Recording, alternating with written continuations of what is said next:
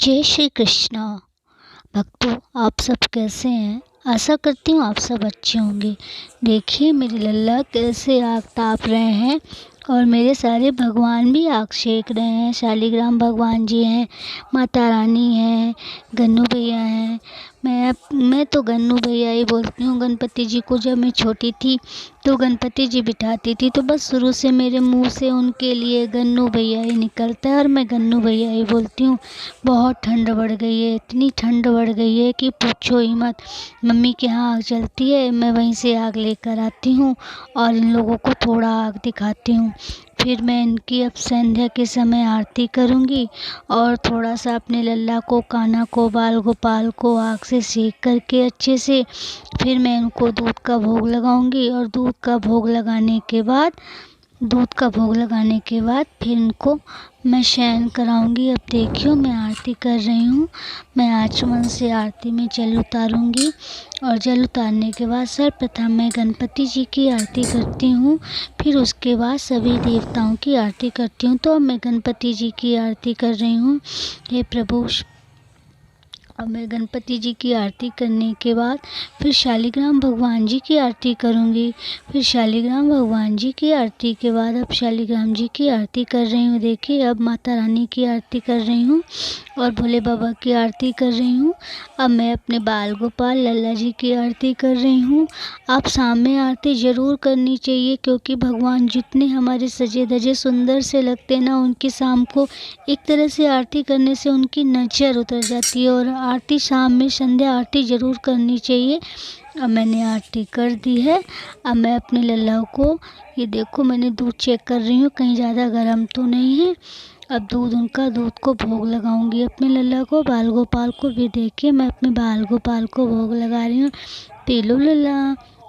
अब इसके बाद मैं जब उनको शयन कराती हूँ तो एक छोटा सा मैंने टिफ़िन और छोटी सी मैंने ग्लास बना रखी है। तो मैंने टिफ़िन पे कभी बादाम, कभी बिस्किट, कभी बर्फ़ी, कभी जो भी हमारे पास हुआ फल, जो भी हुआ तो मैं रात के लिए रखती हूँ। मेरा ऐसा मानना है कि शायद उनको रात में भूख लगती हो तो वो अपना उठें और अपने हिसाब से ले लें।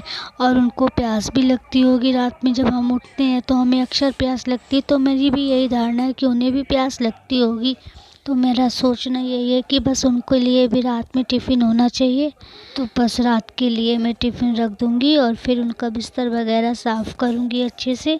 फिर साफ़ करने के बाद मैं उनको शयन कराऊँगी और शयन कराऊँगी जब मैं इनका स्वेटर वगैरह सारा कुछ मैं साफ़ कर देती हूँ। रात में इनका चंदन भी साफ़ कर देती हूँ। देखिए हम भी जब सोते हैं तो हमें ऐसा लगता है कि हम पूरी तरीके से हल्के होकर सोएं एकदम। मुझे तो ऐसा फ़ील होता है कि मैं एकदम से जैसे हम लोग नाइट ड्रेस पहनते हैं और हम लोग इसी तरीके से हल्के होकर साफ़ सुथरे अपना फेस को साफ़ करके सोते हैं। इसी तरीके से मैं अपने लल्ला के साथ भी करती हूँ कि जब मैं उन्हें दिन भर का जो भी श्रृंगार किया हुआ होता है वो सारा श्रृंगार मैं साफ़ कर देती हूँ, पोंछ देती हूँ। और मैं दिन में तो हैवी स्वेटर पहनाती हूँ और हैवी ड्रेस भी पहनाती हूँ। तो मैं सारा हैवी ड्रेस, स्वेटर, ज्वेलरी सारा कुछ भगवान का, अपने लल्ला का निकाल देती हूँ।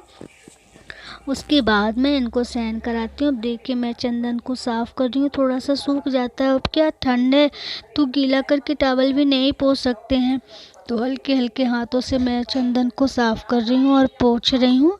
अब देखिए चंदन सारा कुछ साफ़ हो जाएगा लल्ला का। चंदन साफ़ होने के बाद फिर मैं इनको शयन कराऊंगी लल्ला को। अब ये देखें इस तरीके से मैं करती हूँ। मेरा तो इसी तरीके से पूजा रूटीन है। आप लोग किस तरीके से करते हैं प्लीज़ आप एक बार कमेंट करके बताइए। और अगर मेरा चैनल अच्छा लगे तो प्लीज़ लाइक कीजिए, सब्सक्राइब कीजिए, कमेंट करिए। राधे राधे।